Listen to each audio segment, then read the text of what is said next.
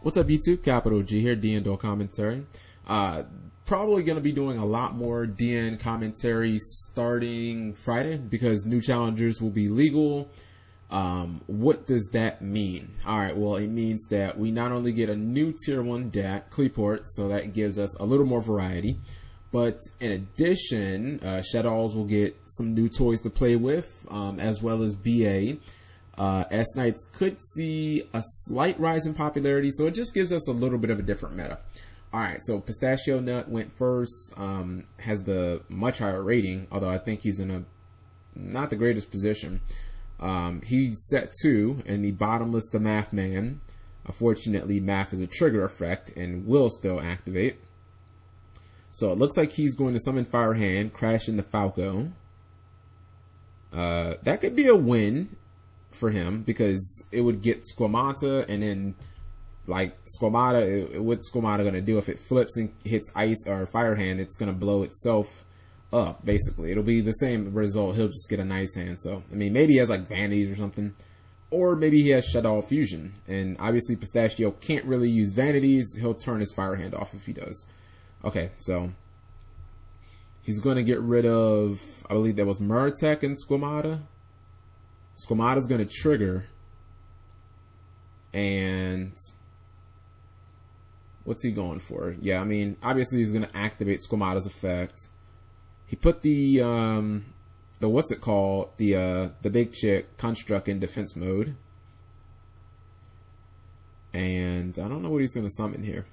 I've always stopped pulling the rug in my Evil Swarm build. last couple of events that I've played at. I've been running, maybe Fire Kings. I've been playing pulling the rug in the main deck. It has been so trollific, but it's been working too. That's the crazy thing. It has legitimately been working. People will be like, tour guide, and I'll be like, activate effect, and they'll be like, sure, and I'll be like, you know, attack. So, or excuse me, not attack, but pulling the rug. Okay, so Ice Hand is going to crash into a defense monster. I don't understand why he did that.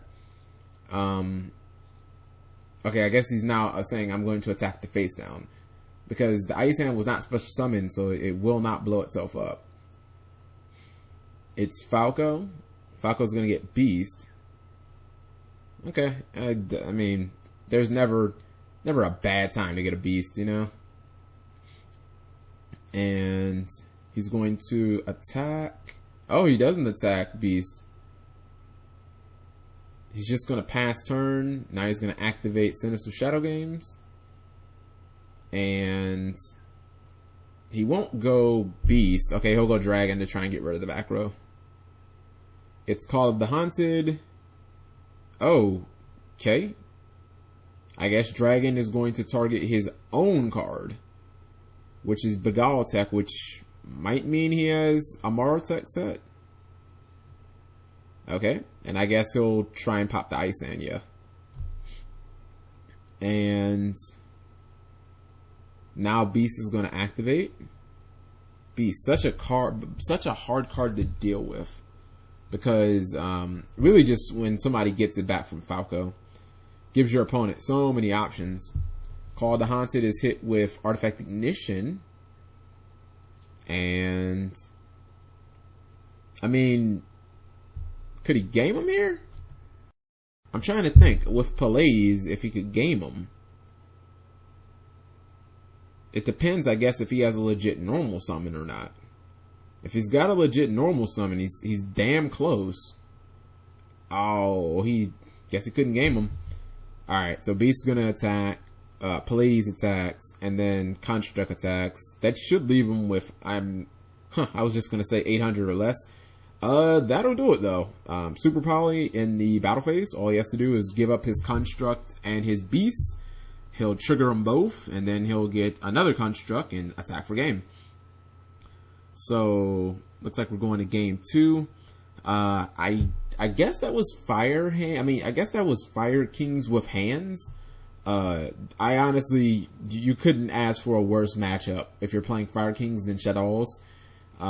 Just because you blow the guys up and they trigger. Although I've actually heard, a lot of people have told me that Mermaid will have a very good matchup with Shaddolls. They're basically saying that like when they're set, just keep popping them with marksman, and that their effects aren't nearly as potent when you pop them face down. And then use shit like what do you call that guy? Megalo to just do tons of damage.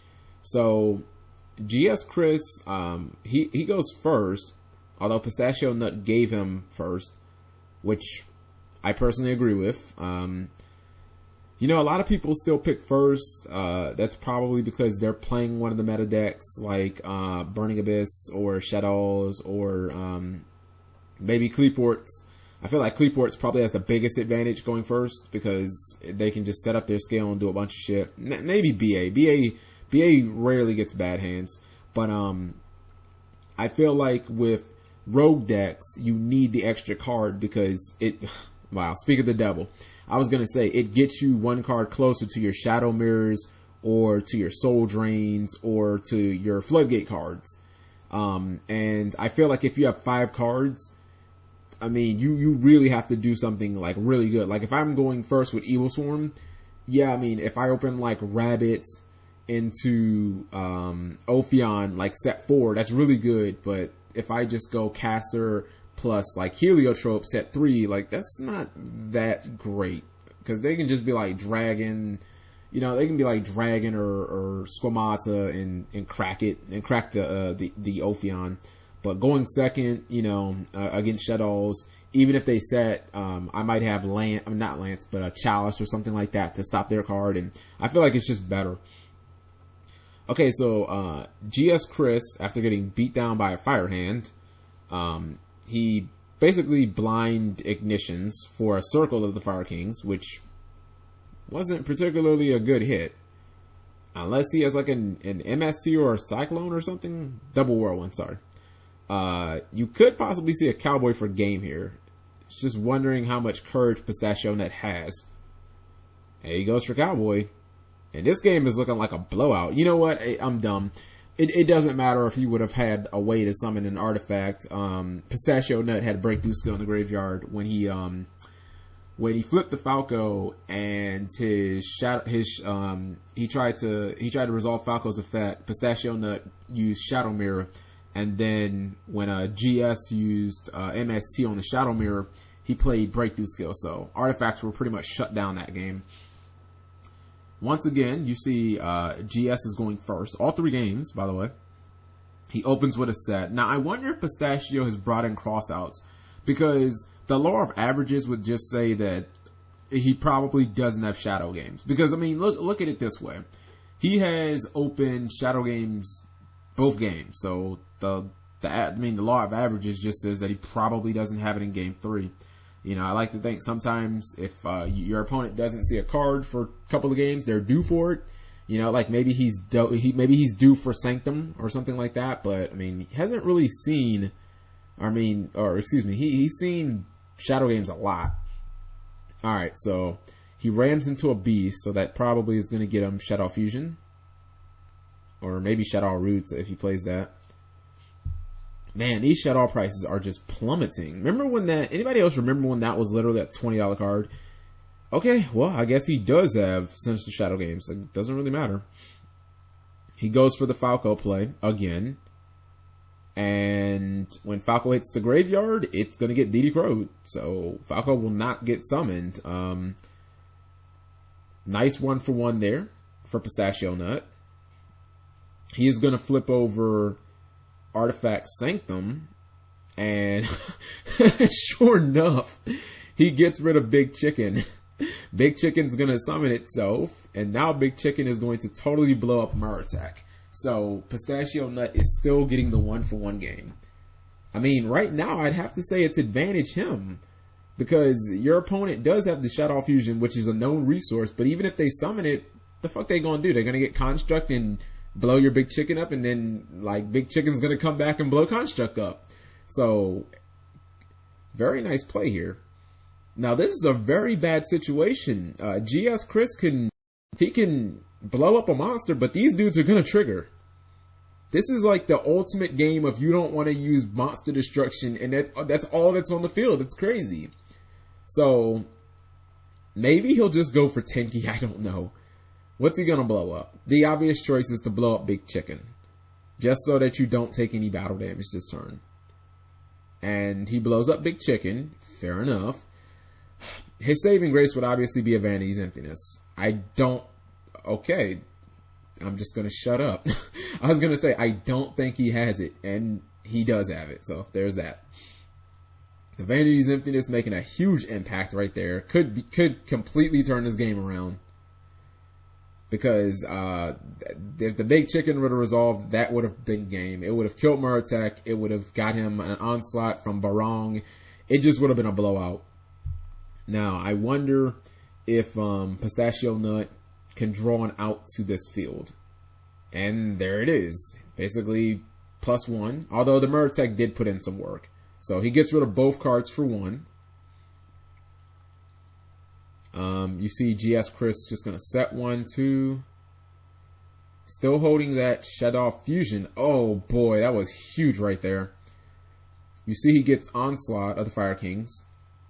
And if GS Chris doesn't have a Vanity, he's going to be a sad, sad boy. Obviously he doesn't because he would have played it. And if I'm... Oh man, talk about insult to injury, Shadow Mirror. So he's going to attack. He's going to activate Call of the Haunted, presumably for... Oh my god, DD Crow for what? Oh, that was a fucking sick play. Now, this has to be a blowout. Because I don't see any way GS Chris is going to come back unless it's a Fire or Ice Hand. Alright, so Shadow Falco goes down. The Big Chicken will die, and then it will obviously reborn itself.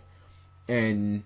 it doesn't matter if GS Chris can use that Shadow Fusion. Even if he did Runner Shaddolls, he does not have a way to deal with Big Chicken. He just doesn't. Their arsenal right now, pre new challengers, you just can't do it.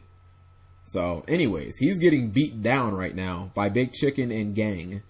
And I guess he's content on taking both attacks. But, I mean, those DD Crows, how clutch have they been? You see another Tenki comes down. I almost wonder if he's going to go for Wolf Bark here. Okay. And GS Chris scoops it up. Yeah, I think Wolf Bark would have been a legitimate option. I don't know if he runs Bear. That was actually my first thought. And then I thought, well, if he doesn't run Bear, it's pretty guaranteed he runs at least one Wolf Bark. So, excellent duel there. Thank you guys for watching as always.